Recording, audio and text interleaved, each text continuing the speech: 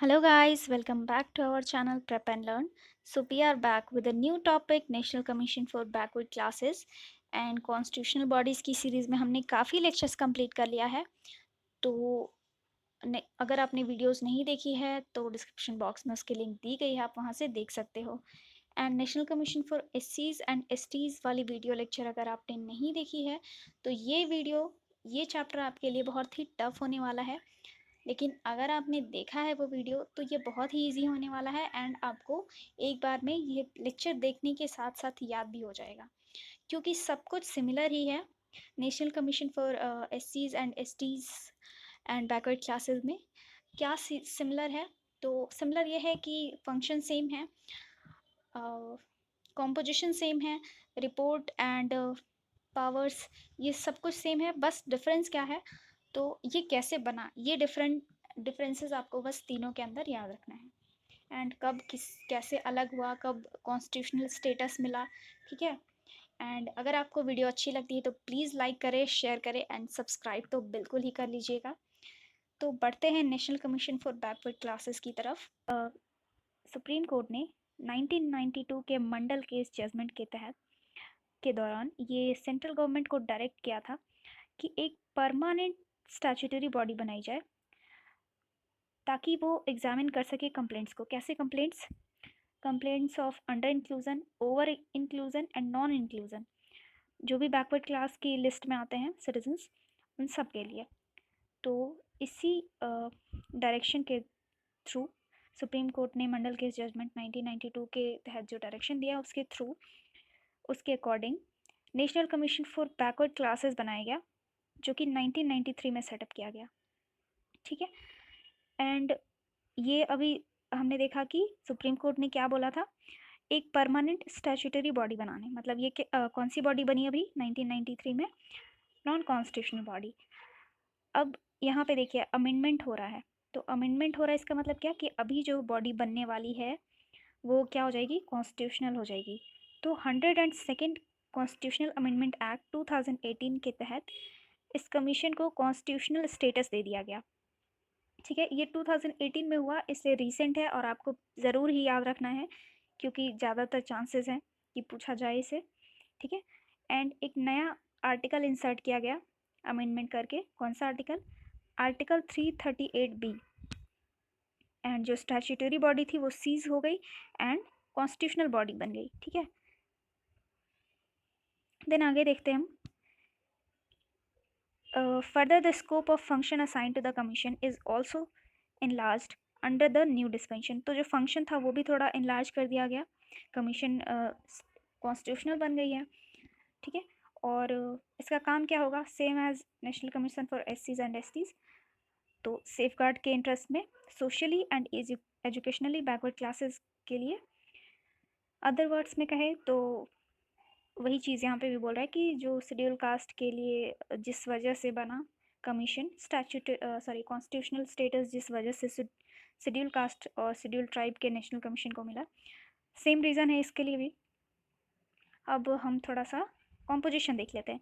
तो कॉम्पोजिशन क्या होगा? एक चेयरमैन होंगे, एक वाइस चेयरपर्सन होगा, 3 अदर मेंबर होंगे, same as national commission for एससीज एंड एसटीज। अपॉइंटमेंट कौन करेगा? प्रेसिडेंट करेगा। And condition of service and tenure office, ये भी कौन डिटरमाइन करेगा? प्रेसिडेंट ही करेगा, राइट। नेक्स्ट हम देख लेते हैं कि फंक्शन क्या है कमीशन का। तो same as national commission for एससीज एंड एसटीज, जितने भी कॉन्स्टिट्यूशनल या अदर लीगल बैकवर्ड सेफगार्ड्स हैं बैकवर्ड क्लासेस के लिए, socially and educationally backward classes के लिए, उसको इन्वेस्टिगेट करना या मॉनिटर करना, या फिर अगर डिप्रावेशन ऑफ राइट्स हो रहा है बैकवर्ड क्लासेस के लिए या फिर सेफगार्ड्स का डिप्रावेशन हो रहा है तो उसमें इंक्वायर करना। एंड अगर कोई भी डेवलपमेंट का प्रोसेस चल रहा है, सोशियो इकोनॉमिक डेवलपमेंट का प्रोसेस बैकवर्ड क्लासेस के लिए, तो उसमें पार्टिसिपेट करना एंड एडवाइस भी करना। एंड यूनियन लेवल पे, दैट मीन्स सेंट्रल लेवल पे और स्टेट लेवल पे जो डेवलपमेंट का प्रोग्रेस है उसको इवेलुएट भी करना कमीशन का काम है। रिपोर्ट जो है वो प्रेसिडेंट को सबमिट करेगा एनुअली या फिर टाइम टू टाइम जब भी ज़रूरत महसूस हो। रिकमेंडेशन देगा किस रिगार्डिंग? तो इफेक्टिव इम्प्लीमेंटेशन, सेफगार्ड्स या मेजर्स जो भी लिए गए हैं प्रोटेक्शन एंड वेलफेयर या सोशियो इकोनॉमिक डेवलपमेंट के लिए, बैकवर्ड क्लास के लिए, तो उसका इफेक्टिव इम्प्लीमेंटेशन कैसे हो उसके रिगार्डिंग कमीशन जो है वो रिकमेंडेशन देगा. Then to discharge such other function in relation to protection, welfare, development and advancement of socially and educationally backward classes, जबकि प्रेसिडेंट स्पेसिफाई करेगा तब. ठीक है, अब हम इसका रिपोर्ट देख लेते हैं. जैसे पहले हमने देखा कि एनुअल रिपोर्ट सबमिट करेगा किसको, प्रेसिडेंट को, या फिर ऐसे भी रिपोर्ट सबमिट कर सकता है जब भी ज़रूरत लगे. ठीक है, अब ये रिपोर्ट जो है वो प्रेसिडेंट पार्लियामेंट के सामने रखेगा एंड साथ में एक मेमोरेंडम क्या होगा, reason for non acceptance of any of the such recommendation done by commission. Commission ने कोई भी रिकमेंडेशन ऐसा दिया जिसको गवर्नमेंट ने नहीं माना तो उसका रीज़न देगा इस मेमोरेंडम के साथ प्रेसिडेंट. एंड स्टेट से रिलेटेड कोई रिपोर्ट हो तो स्टेट गवर्नमेंट को भी भेजा जाएगा. यहाँ पे गलत लिखा है, देखिए यहाँ पे होगा to state government to the state governor. State governor के थ्रू स्टेट गवर्नमेंट को भेजेगा प्रेसिडेंट वो रिपोर्ट. एंड फिर से यहाँ पे गवर्नमेंट लिख दिया है. गवर्नर जो होगा वो इस रिपोर्ट को स्टेट लेजिस्लेचर के सामने रखेंगे विद मेमोरेंडम किस चीज़ के लिए, reason for non acceptance, recommendation जो भी एक्सेप्ट नहीं किए गए हैं उसके रिगार्डिंग ये मेमोरेंडम होगा. देन पावर्स देख लेते हैं कमीशन का. सेम, ये भी सेम है. नेशनल कमीशन फॉर एससीज एंड एसटीज़ के लिए ये जो रेगुलेशन प्रोसीजर का जो रेगुलेशन होगा ये खुद करेंगे. कमीशन जो है वो खुद करेगा अपने प्रोसीजर का रेगुलेशन. ठीक है, ये पावर इनके पास है. एंड कोई भी मैटर में इन्वेस्टिगेट करने के लिए या फिर कोई कंप्लेन है उसकी इंक्वायरी के लिए कमीशन जो है उसके पास सारे पावर है सिविल कोर्ट्स के. ठीक है, क्या क्या पावर है वो देख लेते हैं एक एक करके. Summoning and enforcing the attendance of any person from any part of India. किसी को ऑर्डर देके मतलब रिक्वेस्ट करके कि आपको यहाँ पे आना है, या फिर इन्फोर्सिंग मतलब फोर्सफुली भी अटेंडेंस मेंटेन करा सकता है उनका, कहीं पे भी बुलाया जा सकता है. किसी भी पार्ट से, इंडिया के किसी भी पार्ट से कमीशन बुला सकता है और एग्जामिन भी कर सकता है ओथ के ऊपर. ठीक है, किसी भी तरह का डॉक्यूमेंट लाने के लिए भी बोला जा सकता है. एंड एफिडेविट के थ्रू एविडेंस रिसीव कर सकता है.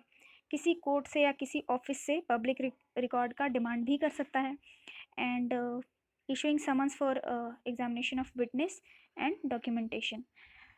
विटनेस को एग्जामिन करना या फिर डॉक्यूमेंट को एग्जामिन करने के लिए बोलेगा.